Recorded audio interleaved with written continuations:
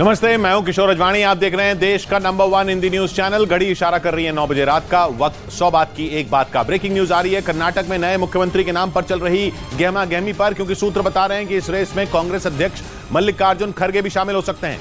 क्योंकि डीके शिव कुमार ने खड़गे से मुलाकात करके कहा है कि अगर वो कर्नाटक के मुख्यमंत्री बन रहे हैं तो उन्हें कोई आपत्ति नहीं है। खबर है कि डीके शिव कुमार ने बातों बातों में खड़गे से यह तक कह दिया कि वो कभी कर्नाटक के मुख्यमंत्री नहीं बने हैं, जबकि सिद्धरामैया कभी विपक्ष के नेता तो कभी मुख्यमंत्री के तौर पर सदन में बैठ चुके हैं। सूत्र बता रहे हैं कि दिल्ली पहुंचे डीके शिव कुमार ने खड़गे से यह तक कहा कि अगर उन्हें मुख्यमंत्री का पद नहीं मिला तो वो विधायक बनकर विधानसभा में बैठने के लिए तैयार हैं, क्योंकि अगर खड़गे सीएम बने तो उन्हें कोई दिक्कत नहीं है। नीरज हमारे साथ जुड़ रहे हैं। नीरज, इसका क्या मतलब?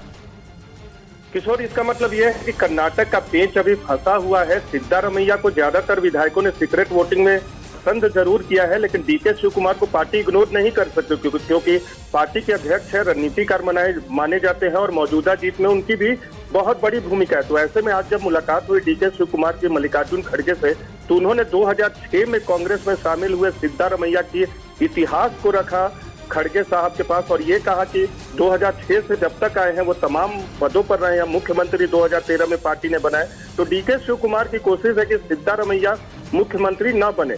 खड़गे की दौड़ में जहां तक आने की बात है, खड़गे ने खुद कहा है कि वो मुख्यमंत्री बना सकते हैं, तो मुख्यमंत्री क्यों बनेंगे। लेकिन राजनीति में कुछ भी संभव हो सकता है। हालांकि खड़गे साहब आज की तारीख में दौड़ में शामिल नहीं है, लेकिन ये जरूर है कि डीके शिव कुमार ने एक पासा जरूर फेंक दिया है उनको उनके नाम का प्रस्ताव रखकर। शुक्रिया नीरज आपका।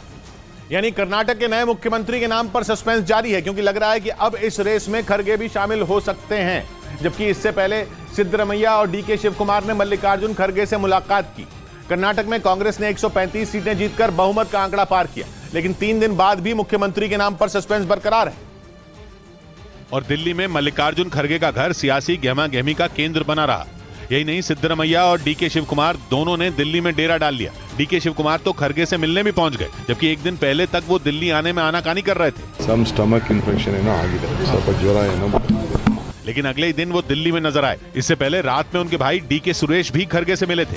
इस सारी गहमा गहमी के बीच कांग्रेस नेताओं ने जताया कि सब ठीक है। ನೋಡಿ, ನನಗೆ ಯಾವತ್ತೂ ಕೂಡ ನಾನು ಪಕ್ಷದ ವರಿಷ್ಠರ ಮೇಲೆ ನಂಬಿರೋ यानी कर्नाटक का अगला मुख्यमंत्री कौन होगा, इस पर सस्पेंस बरकरार है, क्योंकि सिद्धरामैया और डीके शिव कुमार दोनों की साख दांव पर है। और इसीलिए दोनों नेताओं ने दिल्ली में डेरा डाल दिया और आलाकमान के बड़े नेताओं से मुलाकात शुरू कर दी। सूत्र बता रहे हैं कि डीके शिव कुमार विधायकों के समर्थक के मुद्दे पर पिछड़ गए, इसलिए वो संगठन पर अपनी मजबूत पकड़ बनाए रखना चाहते हैं, जिसके लिए वो आलाकमान से पक्का आश्वासन चाहते हैं। और इसीलिए वो सोनिया गांधी से मिलने वाले हैं, क्योंकि डीके शिव कुमार नहीं चाहते कि उनकी हालत राजस्थान में सचिन पायलट या छत्तीसगढ़ में टीएस सिंह देव जैसी हो।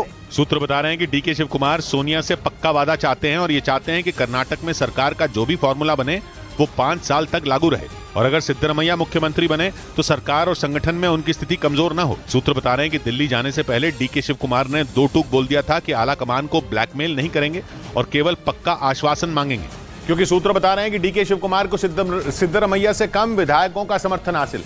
दिल्ली से कर्नाटक पहुंचे पर्यवेक्षकों ने कर्नाटक में कांग्रेस के 135 विधायकों से सीक्रेट वोटिंग करवाई थी, जिसमें उन्होंने डीके शिव कुमार और सिद्धरामैया में एक को चुना। लेकिन अटकलें लगी कि 135 विधायकों में कुछ ने इन दोनों नेताओं के अलावा दूसरे नेताओं का नाम भी लिया और कुछ विधायकों ने आखिरी फैसला आलाकमान पर छोड़ दिया।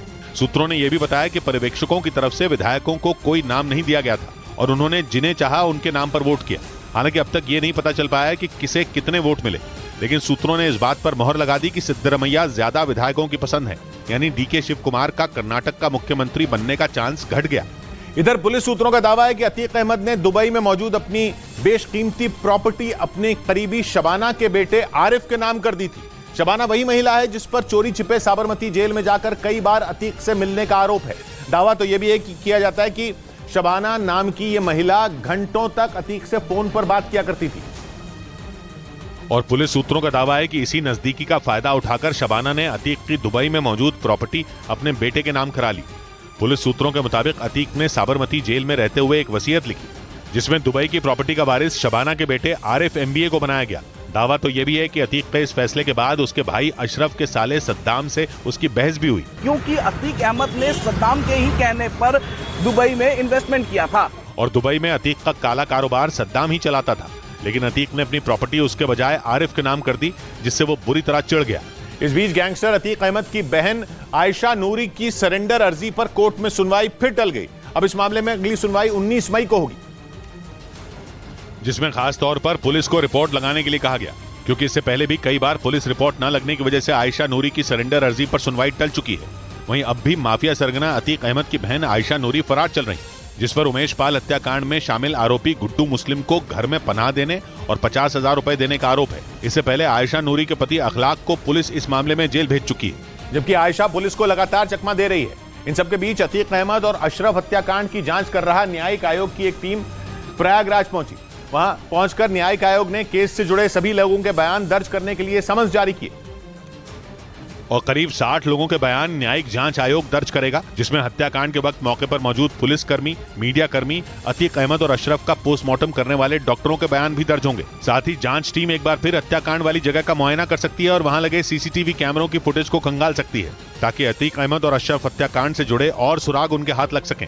इस बीच यूपी पुलिस ने उमेश पाल हत्याकांड के आरोपी और अतीक अहमद की पत्नी शाइस्ता परवीन के साथ गुड्डू मुस्लिम और शूटर साबिर के खिलाफ लुकआउट नोटिस जारी कर दिया। 24 फरवरी को प्रयागराज में उमेश पाल की हत्या के बाद से ही तीनों फरार हैं और पुलिस पिछले 81 दिनों से उनकी तलाश में जुटी है, लेकिन तमाम कोशिश के बाद भी शाइस्ता परवीन, गुड्डू मुस्लिम और शूटर साबिर पुलिस की पकड़ से दूर हैं। सूत्रों के मुताबिक इसी दौरान पुलिस को भनक लगी कि तीनों विदेश भागने की फिराक में हैं, जिसके बाद यूपी पुलिस ने शाइस्ता परवीन, गुड्डू मुस्लिम और शूटर साबिर के खिलाफ लुकआउट नोटिस जारी कर दिया। इसके तहत देश के सभी इंटरनेशनल एयरपोर्ट्स और बंदरगाहों को अलर्ट कर दिया गया ताकि तीनों विदेश न भाग सके। उमेश पाल हत्याकांड में फरार चल रहे गुड्डू मुस्लिम और साबिर पर 5-5 लाख रुपए का इनाम है, जबकि पुलिस ने शाइस्ता पर 50,000 का इनाम रखा है। इन तीनों के अलावा पुलिस को शूटर अरमान की भी तलाश है।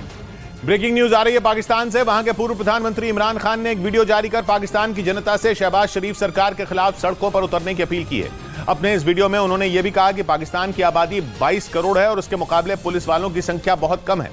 मतलब ये कि इमरान खान लोगों को पाकिस्तान की सरकार के खिलाफ विद्रोह करने के लिए उकसाने में जुटे हैं, और अगर इमरान के उकसावे पर लोगों ने विद्रोह कर दिया तो फिर कंगाल पाकिस्तान के सामने बड़ी मुसीबत खड़ी हो जाएगी। इसी वजह से इमरान खान बार बार लोगों को भड़काने में जुटे हैं। उन्होंने एक वीडियो जारी कर लोगों से शहबाज शरीफ सरकार के खिलाफ सड़कों पर उतरने की अपील की। 9 मई को अल कादिर ट्रस्ट मामले में इमरान खान को गिरफ्तार किया गया था, लेकिन अगले ही दिन पाकिस्तान की सुप्रीम कोर्ट ने इमरान खान की गिरफ्तारी को अवैध बताते हुए उन्हें रिहा कर दिया था, जिसके बाद 11 पार्टियों के गठबंधन पीडीएम यानी पाकिस्तान डेमोक्रेटिक मूवमेंट ने वहां की सुप्रीम कोर्ट के खिलाफ मोर्चा खोल दिया। लेकिन इमरान खान का आरोप है कि शहबाज शरीफ सरकार पाकिस्तान में लोकतंत्र खत्म करने में जुटी है। इसी वजह से उन्होंने एक वीडियो जारी कर लोगों से सरकार के खिलाफ आंदोलन छेड़ने की अपील की। आपने ये खौफ के बुत को तोड़ना है और जब भी अगली कॉल आए अपने हकूक, अपनी आजादी के लिए सड़कों पर निकला है। हालांकि इस वीडियो में इमरान खान ने आंदोलन के दौरान लोगों से शांति बनाए रखने और हिंसा न करने की भी अपील की, जिसके बाद इमरान के समर्थकों ने बवाल कर दिया था। पाकिस्तान के मीडिया के मुताबिक वहां के पूर्व प्रधानमंत्री इमरान खान पर आर्मी एक्ट और ऑफिशियल सीक्रेट एक्ट के तहत मुकदमा चलाएगा। यह बड़ा फैसला पाकिस्तानी सेना के कोर कमांडरों की एक बैठक में लिया गया। मतलब ये कि इमरान खान को भले ही पाकिस्तान की सुप्रीम कोर्ट से राहत मिल गई हो, लेकिन सेना प्रमुख आसिम मुनीर उन्हें इतनी आसानी से चैन की सांस नहीं लेने देंगे, क्योंकि पाकिस्तान में आर्मी एक्ट और ऑफिशियल सीक्रेट्स एक्ट बेहद कठोर कानून होते हैं और अगर इमरान दोषी साबित होते हैं तो उन्हें कोर्ट मार्शल तक का सामना करना पड़ सकता है। यही नहीं, वहाँ की सेना उन्हें गिरफ्तार भी कर सकती है। बड़ी बात यह कि इन कानूनों के तहत चल रहे मामलों को पाकिस्तान के हाई कोर्ट या सुप्रीम कोर्ट में भी चुनौती नहीं दी जा सकती। इस बीच पाकिस्तान की सत्ताधारी पार्टी पीएमएलएन की नेता मरियम नवाज ने वहां चीफ जस्टिस को खुली धमकी दे डाली और एक सभा में बयान दिया कि पाकिस्तान के चीफ जस्टिस को इस्तीफा दे देना चाहिए। और उन्होंने पाकिस्तान में जुडिशियल मार्शल लॉ लगा दिया, यानी जिस पाकिस्तान में सेना की चलती है, मरियम नवाज ने कहा कि वही पाकिस्तान सुप्रीम कोर्ट की वजह से हिंसा की आग में जल उठा। एक सभा में मरियम नवाज ने कहा कि पाकिस्तान के चीफ जस्टिस उमर अता बंदियाल के साथ बहुत बुरा होने वाला है, क्योंकि जनता उन्हें शराफत से घर नहीं जाने देगी। यानी मरियम नवाज का इशारा पाकिस्तान की सुप्रीम कोर्ट के आसपास हो रहे जबरदस्त प्रदर्शन की ओर था और मरियम नवाज के बयान से लगा कि पाकिस्तान के चीफ जस्टिस प्रदर्शनकारियों का निशाना बन सकते हैं। और ये सब इसलिए हो रहा है क्योंकि उन्होंने इमरान खान की गिरफ्तारी को अवैध बताते हुए उन्हें रिहा कर दिया था, जबकि इमरान की गिरफ्तारी के बाद पाकिस्तान हिंसा की आग में सुहा हो गया था।